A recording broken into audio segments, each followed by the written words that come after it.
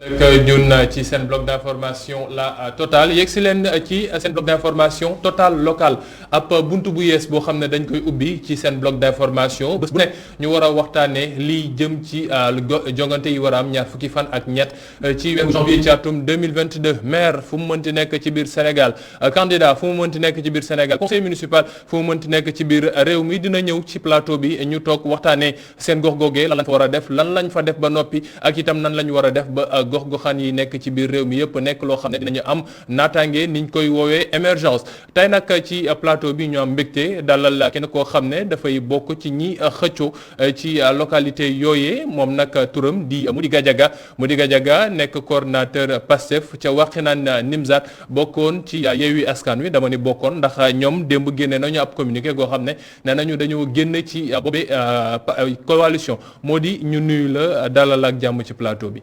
waaw Assane maa ngi lay nuyu di la fay di nuyu ñëpp di nuyu téléspectateurs yi di nuyu waa Sénégal.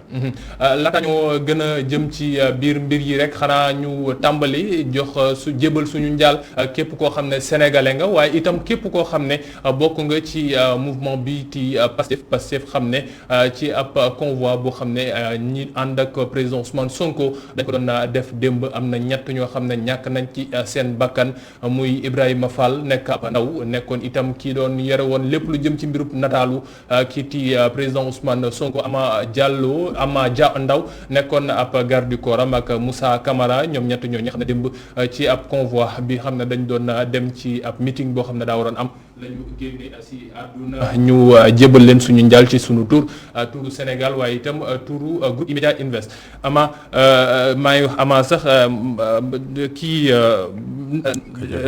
Moody par rapport ak local yi Wakhinane Nimzatt gis nañ ko ñiiti waa Yewwi Askan Wi am na koo xam ne jël nañ ko ne moom lañ fa tabb koo xam ne bokkut ak yéen li ngeen bëggoon est-ce que loolu war na tax ngeen ne da ngeen di génne yéen yi Pastef Guédiawaye ci seen coalition boobee ti Yewwi Askan Wi. waaw jërëjëf Assane. da nga may permettre tout d'abord comme ni nga ko defee léegi waaw di vraiment di naqaru li nga xam ne moo dal ci kaw Pastef dal ci kaw jeunesse sénégalaise bi muy suñu ñetti décès yi nga xam ne moom la ñu am di Ibrahima Fall. di Ama Ndaw di Moussa Camara.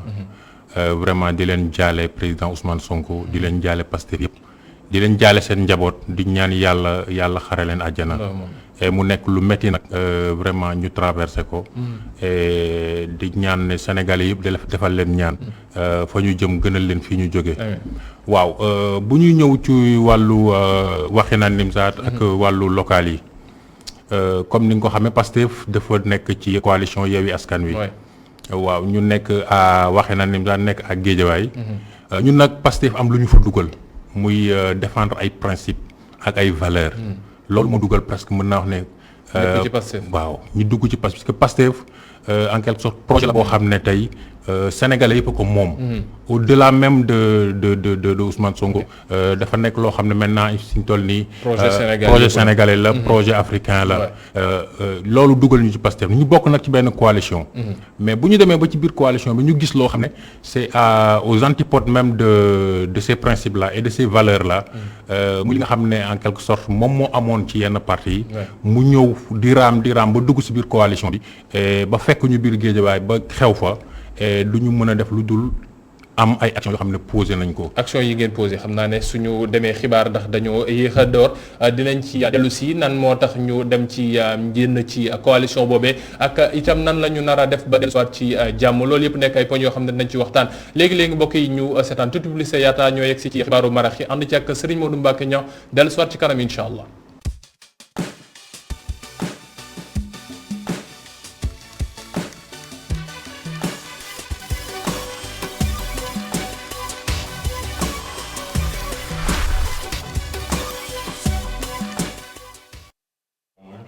sant ko bu baax gërëm ko moom kii di Serigne Modou Mbacké Niang ci xibaar yooyu xam ne moom la ñu andiloon ci marax gi mbokk yi ñu dellu soit ak jàmm ci seen bloc d'information la Total ni ma leen ko fàttalee léegi Total bi xam ne dajal couleuru élection locale yii lée bés bu yàlla sàkk dinañu jéem a dalal ci plateau bi ab conseil municipal maire wala kenn candidat indépendant ku mu mënti doon bëgg yëkkati ay kaddu ci mbiru municipalité ak élection yi war a am ñaar fukki fan ak ñett ci weeru janvier ci atum 2022 nag ci plateau bi Mody Gadiaga moom la ñuy dalal Pastef Wakhinane Nimzatt bokkoon ci Yewwi Askan Wi Mody sànq ba ñuy jeexal ci première partie bi yaa ngi doon leeral lu tax yéen waa Pastef bokk ci Wakhinane Nimzatt Guédiawaye en tant que tel je vais dire départemental ngeen ni da ngeen di génn ci Yewwi Askan Wi.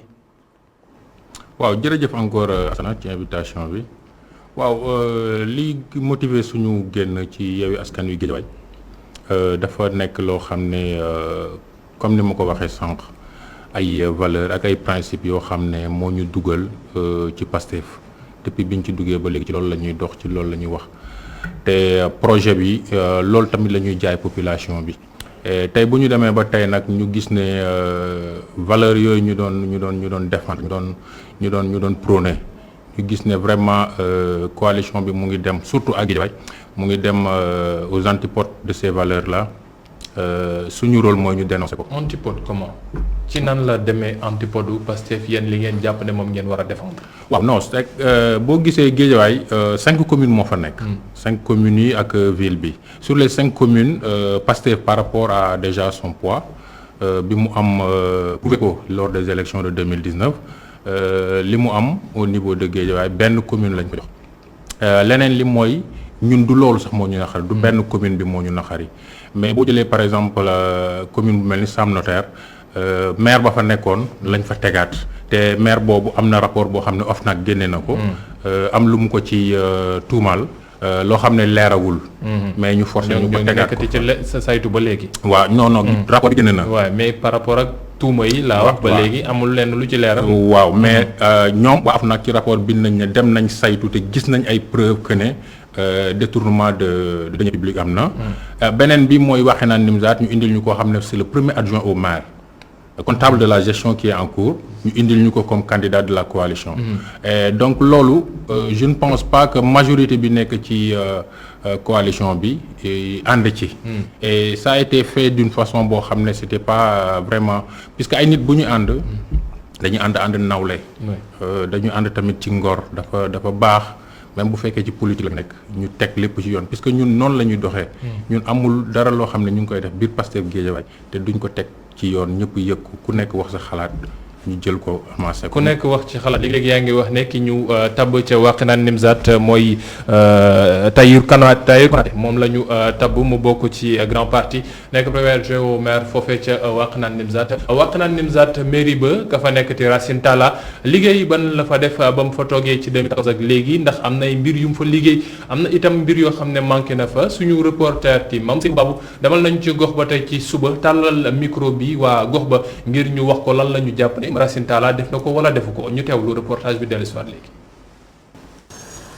Wakhinane Nimzatt gox bi nekk ci ville bu Guédiawaye di waajal local yi bu baax a baax ab kuréel gu bees bu ñu sos tuddee ko coalition tànn sa maire secrétaire général bii la kuréel moo ngi xam ne ni fas yéene wu ñu benn yoon falaat kii di Racine Talla ci gis-gisam taxawaayam des na bu baax a baax ci seen gox bii lee. man toujours damay naan bala ngaa mën a teg briquet day fekk nga nekk Racine Talla amul lenn loo xam si nit ji mën nga ci teg loxo en termes de réalisation pendant sa mandature moo ko def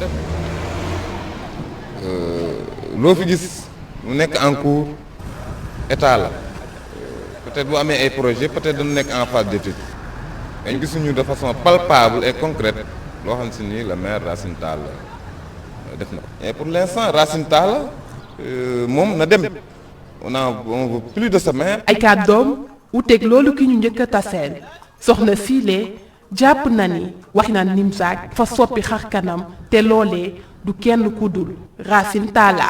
wax dëgg yàlla de Racine moom mention spéciale wax dëgg yàlla boo xoolee commune bi sax nga xam ne dafa changé complètement mairie bi mel ni moom wax dëgg yàlla man maa ngi koy doog a gis inondation yi wax dëgg yàlla sonn na ci lool fu ñu ko woo day dem wuyu indi ay oto bëggul benn kër taax sa dëgg yàlla yooyu yëpp Racine mu ngi koy def fii bu tawaan daan fees dell te léegi feesatul loolu yëpp moom mu ngi ko fiy def gisuñu keneen koo xam ne war na koo mën a remplacer gisuñu ko man de gisuma ko te man sama carte moom laa koy sànni. dëkk ci diwaan bii le lu tolloog ñaar fukki at waa jiile njàkkare la am ci doxalinu ñu yor gox bi yokku ci ni jafe na defar fiile ndax ki ñu ko dénk ñaari poste la yore. moom neex ba neexul mais maire bi sama xamu ko waaw parce que gisuma lu mu fi def moom parce que ñun à chaque fois ñun dañuy sonn dañuy bëri même ba ci corona bi ñëwee yu bëri ay ségrégation da ci am ci seen sëdëb yëpp ku bokkul ci ñoom bokkoo bu fekkoon sax moom mën am na sañ-sañ taxaw ni fii yëpp def na benn reboisement benn garab mu wax man gisuma ko waaw ñu fii dañuy taa chaque jour mais gis ñu benn soutien waaw franchement su ma nee 3 ans yi su ma ko séenee benn yoon laa ko seen mu romb ak oto ci 6 ans yi xaw ma 7 ans yi. mu doon ab ndaw moo ngi xam ne nii li ñuy jooytu mooy li ñu yéex a am kii di Racine Talla. non macha allah moom sant nañ ko gërëm nañ ko waaw liggéey na fi liggéey yoo xam ni moom yoo am importance léegi ndaw yaa ngi liggéey ñooy setal dëkk baa ngi set lépp a ñu yokku macha allah waaw ñun moom sant nañ ko gërëm nañ ko yéex nañ ko am rëccu nañ si luñ ko yéex a am waaw kontaan nañ si moom trop. gis-gis yi ute ñenn ñi jàpp ni liggéey bi fii Racine Talla def kenn du ko naatable ña ca des gisuñu lu ni mel. li am te des mooy lépp dina leer ci ngoonu 23 janvier 2022. bu baabu mi ñu demaloon foofee ca Wakhinane Nimzatt ni ñu ko defee noonu lañ koy amale itam bés bu yàlla sàkk incha allah dem def ab saytu ci gox-goxaan yi. alors Gadiaga par rapport ak Wakhinane Nimzatt yow sa gis-gis lan la maire bi def na fa 2014 ak léegi mënoo jàpp juróom-benni at liggéeyam soo ko doon jauger da nga koy jàpp bien assez bien wala moyen. du juróom-ñaari at. waaw juróom-ñaari. juróom-ñaari at donc mën naa wax ne Wakhinane Nimzatt moom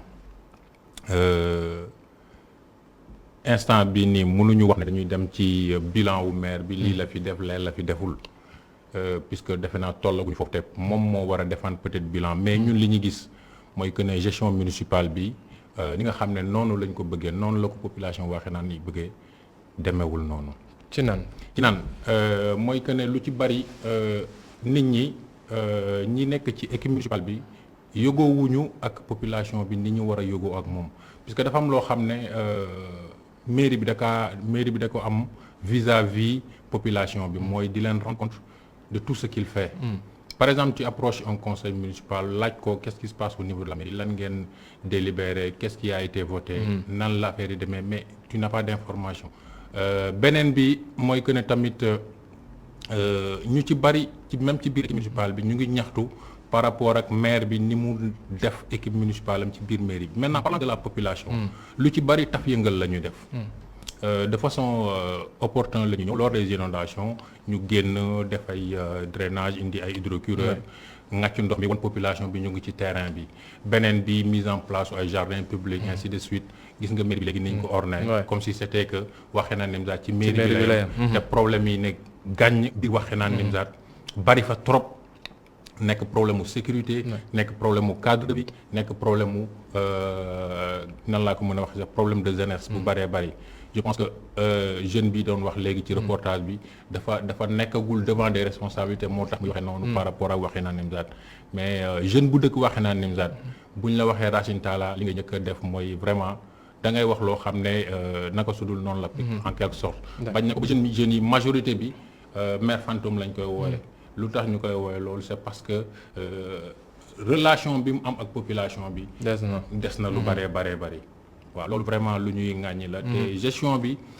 surtout dafa am loo xam ne ci wàllu foncier bi puisque am na yu bëri yoo xam ne am na ci wàllu foncier bi foofu a Wakhinane Nimzatt Géejawaay yëpp loo xam ne leerul ci bëtu nit ñi tamit te war nañ ko leeral nit ñi puisque dañu gisoon ay zones yoo xam ne inondation bi dakaa jëloon ñu toj kër yi jël nit ñi tuxal leen ñu gisaat terrain yooyu ñu ci tabaxaat et comme ni ñu ko xamee littoral bi déclassé nañ ko.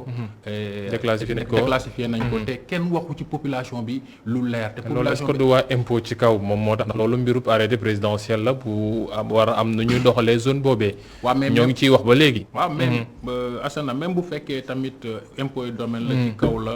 population bi am nañ wàll ci suuf soosu. parce que foncier bi biir Wakhinane Nimzatt la nekk. foncier bi biir Guédiawaye la nekk doomu Guédiawaye yi am nañ ci wàll donc war na leen cee leeral ñu xam comment ça se passe nan la ñuy def ba ñoom ñu am ci.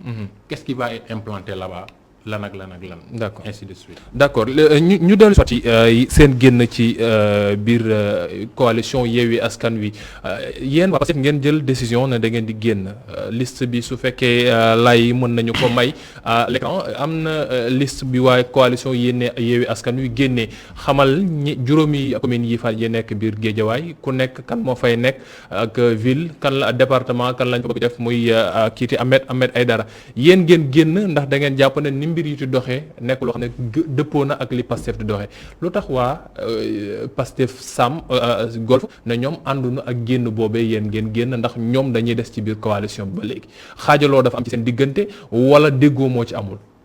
waaw non waa Pastef Golf waxuñu carrément ne ànduñu ak ñun puisque mais nee nañu génnuñu ci coalition Yewwi Askan Wi. waaw non Pastef Guédiawaye benn la c'est une entité. mënul nekk lu puisque on a toujours été une entité. on sera un et on sera un maintenant malgré ça nit candidature benn instant c'est une affaire de personne. nit ki la benn instant comme que au niveau de Golf kañ fa tabb Pastef la bokk. Mayekor Khadija. il faut que je salue au passage di ko ñaanal bu baax a baax mu nekk loo xam ne tabb nañ ko Golf donc dafa nekk loo xam ne ñoom. waxtaan nañ seen biir mais ñun waxtaan nañ suñu biir te Pastef Guédiawaye dafa am kaddu dafa am coordonnateur koo xam ne dañ koy déglu et bu jëlee décision par rapport ak majorité bi li ñuy waxtaan ba nga xam ne tënk nañ ko loolu la Pastef Guédiawaye di def. waaw bon mën nañ jàpp ne xaajaloo amul yéen génn Pastef ñëpp la waa Golf ak ñu d'accord ak ñu ñàkk d'accord. xaajaloo musul am Pastef te du am Pastef Guédiawaye puisque. parti la boo xam ne instant bii nii comme ne parti ni melan dafay màgg te parti buy màgg dafay bëri ay coow dafay bëri ay xëccoo c'est normal comme ni ko suñu leader waxee ci moment bi ñu toll nii massification bi gën a yaatu nit ñi di daw dañu wut si coow li bëri donc c'est normal ci suñu biir yenn saa yi ñuy réeroo mais lu ñu réeroo ñun suñu objectif li gën a essentiel ci ñu mooy projet bi mooy ñun ñëpp loolu mooy li nga xam ne moom la ñuy lamboo à chaque fois bu ñuy wax wala bu ñuy jëf loolu la ñuy bàyyi xel puisque xëccoo bi ak fu mu mënti toll rek dañuy bàyyi xel projet bi. projet bi yaa ngi koy wax léegi au moment où ba waa Pastef Dakar ñoom ne woon dañuy génn ci Yewwi Askan Wi waa Pastef Ziguinchor itam waxoon ko yu ñu mel gisoon nañu kiiti Ousmane Sonko defoon ab ay communiqué te artu ti wax ne amul kenn ko xam ne war naa génn ci coalition Yewwi Askan Wi te ñoom waxawuñu ko ca kaw ba pare yéen soo leen jëlee décision ne da ngeen di génn te moom waxoo leen ci ak moom ba noppi est-ce que nekkul la da ngeen koy défier alors que ne moom génne woon na note ne non lii waratul am ndax coalition bokk na ñu fàttali ko bokk na ci ñu ko sant. non du ñu mës a défier suñu leader. ça moom lay ndur à la limite. non li ngeen nekk te def nii su waxee ne bu leen def ngeen def. waaw non c'est que xam nga tamit parce que dafa nekk parti boo xam ne entité la bokkul ak yeneen parti yi du parti boo xam ne leader bi dafay nekk ci kaw di joxe naan ordre naan def leen lii def leen lii def leen lii ñu koy topp comme sëriñ ak taalibe bi ni muy ñuy toppante benn instant ñun militants yi am nañ suñu liberté d'opinion au sein de notre parti loo xam ne suñu biir parti dañ koy waxtaane et je pense que avant ñuy jël décision bi jaar nañ fi ñu war a jaar on a alerté on a informé te wax nañu def nañ li ñu war a def avant ñuy jël ce décision. mais est-ce que vous avez eu l'aval du comité directeur parti bi wala comité sage yi wala ñi nekk ci kaw ñoo xam ne ñoom ñooy jël décision gu mujj gi est-ce que am ngeen accord seen ñooñu pour mën leen wax ne leen non mën ngeen génn soo bëggee génn. waaw non c'est xam nga au niveau de la coalition ak Guédiawaye depuis le début on a senti des prémices yoo xam ne. mbir mi fi mu jëmoon baaxul lii raam ci ñag bi la jëm comme ni ma waxee léegi alerté nañu informé nañu kii de droit wax nañu li ñu war a wax yónnee nañ tamit li ñu war a yónnee maintenant ñu dem ba li ñu doon ragal nag am maintenant il fallait une réaction et on a réagi réaction boobu sans avalu ci kaw sans avalu. ñi nekk ci kaw. non yow da nga bëgg ma répéter naa. non mais aval bi laa la wax est-ce que am ngeen aval est-ce que Ousmane Sonko ak ñi nekk ci comité directeur parti Pastef jox nañ leen aval na leen soo leen bëggee génn d'accord nañu ngeen génn parce que loolu la waxoon balaa ñuy del décision ci lenn il faut que ñu waxtaanee ko ba noppi.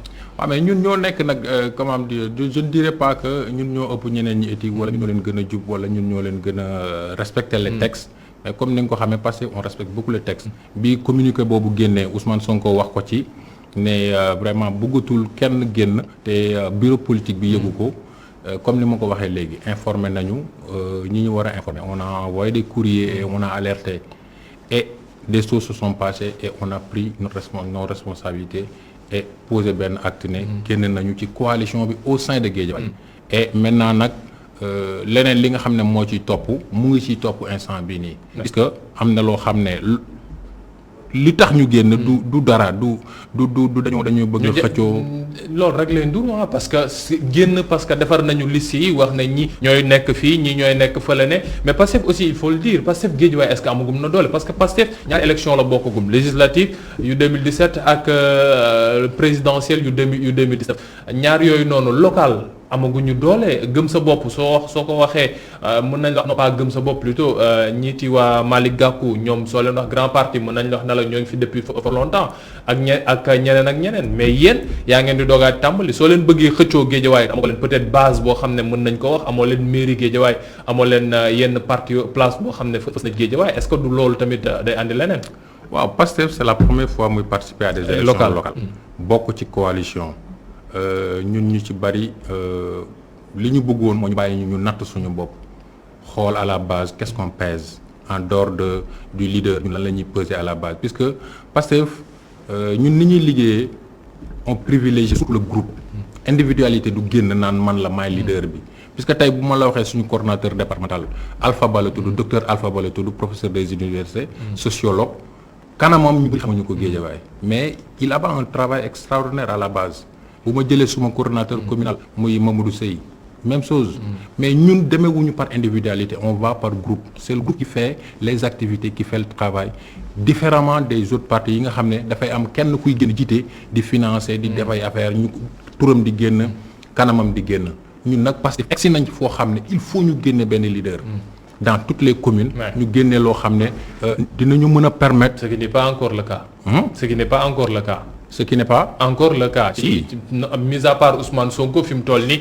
pour nga wax ne non Dakar Pastef diw la wala nga ni non Guédiawaye Pastef diw la wala nga ni Rufisque Pastef diw la loolu c'est pas encore ça. waaw xam nga élection goxaan. élection wu mën naa ko wax man comme ni ma koy woowee yenn saa yi nawetaan la. man sax 40 ans que je suis à Wakhinane Nimzatt xam naa bu baax sama gox amul mbedd boo xam ne réer na ma sama gox. koñ boo dugg sur les 52 quartiers am na ku ma fa xam wala am na koo xam ne man xam naa ko fa. donc du ma fa gan doomu dëkk bi laa comme niñ koy waxee donc politique nag ñu bari duñ la ci xam puisque comme ni ma waxee dañuy noyé wu ñun ñëpp dans la masse. mooy ñi nga xam ne ñoo jiite ak ñi jiitewul ñëpp di def activité bi maintenant bu ñu demee nag war a génne un leader au niveau local moment boobu la ñu toll te ñu ngi ci doon liggéey boobu ba léegi maintenant nag yàlla def ñu bokk ci coalition bi ñëw jur li Guédiawaye bett ñu ñun ñëpp. metti ñu ñun ñëpp laa bëggoon wax puisque bettuñu dañoo dem ba mu am mais def ñu lu métti mais bettuñu puisque au début sentir nañu ne y a quelque chose qui est en train de se passer te li ci fi muy mujjee du nekk loo xam ne lu ñu neex la te muñ nag cautionner loo xam ne vraiment mais des années dañ ko doon xeex mais di ko défendre devant les populations di jaay population benn projet boo xam ne c'est l'homme qu'il faut à la place qu'il faut waxuñu nag dañoo ëpp kenn éthique waxuñu dañoo ëpp kenn njub mais dafa am yoo xam ne dafa rafetul ci diggante ay ñaari gor. mais est-ce que du bon ca charte ba ngeen signé ba ngeen di taxawal Yewwi Askan Wi ngeen naxante seen biir ndax ca charte ba lañ toog waxtaan ne ku nekk ta nga nekk maire ci coalition Yewwi Askan Wi nañ la bàyyi fa nga newoon ñu xool nañ la ñuy liggéeyee ci ginnaaw wala ñu gën ko buux est-ce que du foofu bon ngeen trahirante seen biir. non je dirais pas trahir mais xam nga choix bi ñu def Guédiawaye dafa dem ba tegatuñ ko sax ci charte yooyu puisque charte bi dafa am lu bari lu mu wax avant muy egg ci renforcement des acquis puisque wax na appareil électoral wax na poids politique wax na ancrage local wax na profil du candidat Et je dirais pas que nous Pastef on a le meilleur profil. Il y avait 7 candidats à Wakhinane Nimzatt. Mais je ne pense pas qu'on a choisi le meilleur profil. Tafsir da nga yaakaar ne warul woon nekk foofu. Non, je dirais pas dama ne on n'a pas choisi le meilleur profil à Wakhinane Nimzatt. moom mooy Tafsir la Tafsir moom la ñuy choisir mu war a toog Wakhinane. waaw moo tax ma ne la. on n'a pas choisi le meilleur profil. à Wakhinane Nimzatt. Pourquoi on n'a pas choisi le meilleur profil. waaw puisque parce que dafa nekkoon premier adjoint au maire rek moo tax ngeen di noonu def fa dara. waaw non wala waru fa woon warul jéem a xëccoo. non waxuñu warul jéem a xëccoo. xam nga ñun ñëpp on est d'égale dignité. mais dafa am loo xam ne buñ ko waxantee tamit puisque comme li nga wax léegi charte bi dafa am lu mu wax. wax na appareil électoral te suñu appareil électoral éprouvé nañ ko en 2019 amul benn école au niveau amul benn centre de vote au niveau de Guédiawaye boo xam ne amuñu fa woon mandataire et des représentants dans tous les bureaux de vote ci loo xam ne appareil boo xam ne c'est totalement gratuit. géré par la majorité par des étudiants. beneen bi mooy poids politique bi mën naa wax ne kenn waxatu ko suñu poids politique au niveau national et au niveau local prouvé nañ ko beneen bi mooy que ne tamit ancrage au niveau local c'est pas encore prouvé. Au niveau national d'accord parce que def ngeen présidentiel mais au niveau local c'est pas encore prouvé demagoo leen ci benn jogante boo xam ne seen turu bopp ngeen demee. waaw non demaguñu benn jongante boo xam ne suñu turu bopp la ñu demee. élection bi ñu mujj dem élection présidentielle. ci coalition la ñu dem. waaw dem ànd nañ ay parti dem ci coalition. mais ñooñu tey suñu ba léegi demagul ne man maay dem sama tur bopp pour élection. mais ñooñu noonu ñu àndaloon ci élection 2019 lañ mais ñooñu suñu partenaire naturel au sein de la localité. je sais pas ailleurs de mais ak Guédiawaye moom parti yi ñu àndaloon majorité bi yi fa nekk ak Guédiawaye suñu partenaire yoo xam ne naturel lañu dañuy demalante dañuy dikkalante activité bu ñu am dañ leen ko yëgal te même au sein de la coalition on a commencé à travailler avec eux. ci début bi. mais ma ñëwaat ci li ma doon développé léegi mooy que ne ancrage local bi loolu am nañ ko puisque ñun ñi nekk Pastef ci gox bi la ñu dëkk kenn parachuté wuñu kenn indiwuñu fa yoruñu tamit xaalis pour wane ne dañoo dëkk ci dëkk bi. mel na da nga nekk te sànni xeer ba Malick Gakou ak grand partement yaa ngi mel ay allié ngeen ci Yewwi Askan Wi ngeen nekk. non sànniwuma kenn xeer. xam nga parce que soo waxee dafa mel dafa yore xaalisam nekk te am lu muy dugal c'est comme si da nga jàpp ne Malick Gakou xaalisam la yore teg fa Tafsir te ko financer pour mu fay politique comme si dëkku fa alors que ci koñ ba la bokk. waaw non man de laa wax. Mody Gadiaga ak patriote yi ma xam yëpp du ñu ay joueurs yoo xam ne ils jouent contre leur camp. contre leur équipe dañuy jouer toujours contre l'adversaire.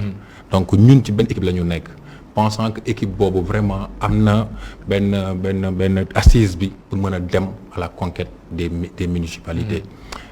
Maintenant ce qui s'est passé à Guédiawaye wane na ne on n'est pas une équipe. Peut-être. une somme d'individualité donc. moo ci nekk puisque au début on a tout fait pour que loolu jàll mais dafa am loo xam ne dafa am ci politique sénégalaise te pour ñu changer ko dafay jafe trop. mooy politique Sénégal dafa xaw a salté nit ñi ñoo ko salteel nag dem ba loolu moo tax ñenn ñi seexlu woon politique mais ñun Pastef ñu am peut-être benn rafetu xol bi foo ne mën a changer affaire yi. mais du ñu duggee ci coalition bi dañuy gis vraiment bi ay visage yoo xam ne ay comportement yoo xam ne mais vraiment dañu xam ne lii nii ñu ngi jéem. ñu ngi ciy xeex mais pour ñu changer ko du yomb. du nekk lu yomb. d'accord Mody.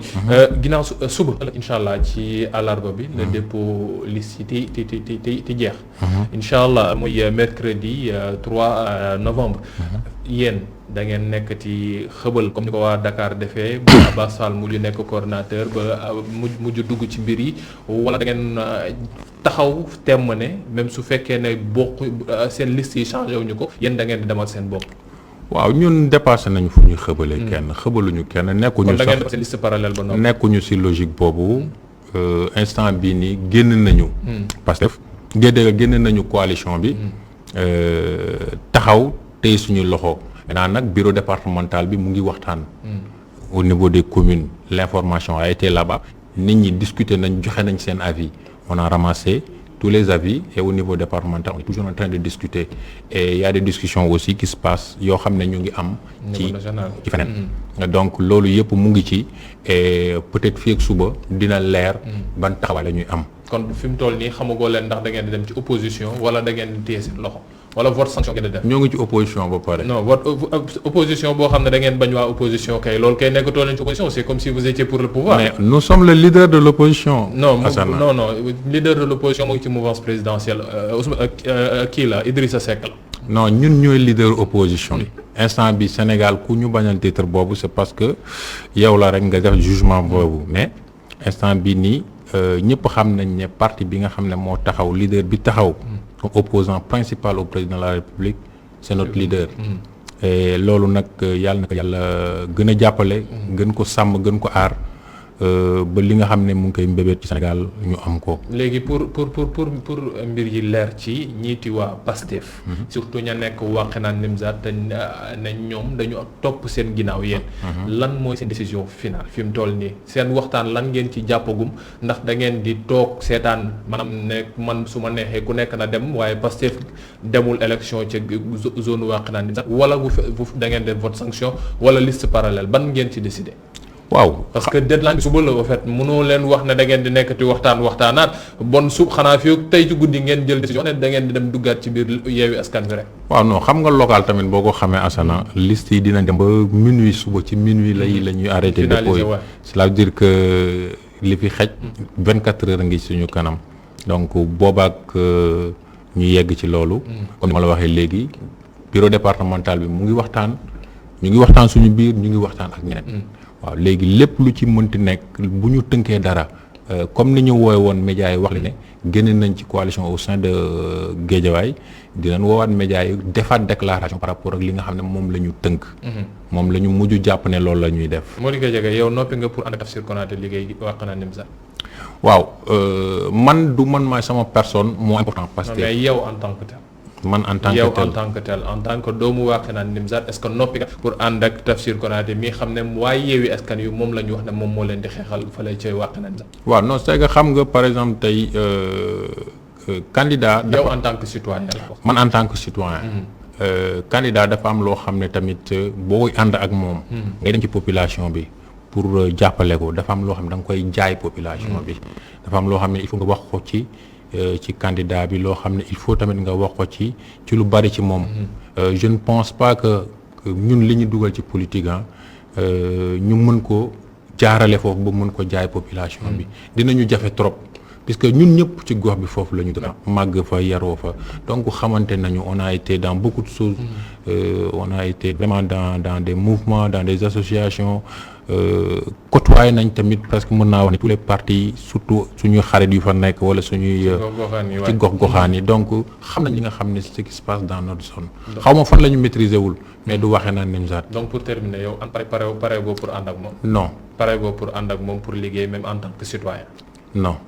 loolu leer na ñu sant ko bu baax gërëm ko Mody Gadiaga lay wuyoo moom nag moo yàkki fii teewloon waa Pastef Wakhinane Nimzatt foofee ca Guédiawaye doon na andi ay leeral ci seen génn googee ñu génn ci coalition Yewwi Askan Wi ginnaaw ba ñu defee ay liste yoo xam ne ñoom jàpp nañ ne gisuñu ci seen bopp gisuñu itam seen idéal bi xam ne moom la ñuy xeex ngir mën a jëm ci kanam réew mi jëmee ci kanam comme niñ koy tàmmati waxee sant leen baax gërëm leen moo di sant la bu baax gërëm la di jox dig daje mbokku téléspectateurs yi ëllëg incha allah beneen invité beneen candidat wala beneen nit boo xam ne dina ñëw yooyu yàbbi ci mbiru local yi ak lii ci élection bi war a jël am ñaar fukki fan ak ñett ci weeru janvier ci atum 2022 jox leen dig daje ëllëg incha allah léegi tuuti publicité laata ñoo dem ci xibaaru 19:45 yi ànd ci ak Adama Nushka Ba merci beaucoup.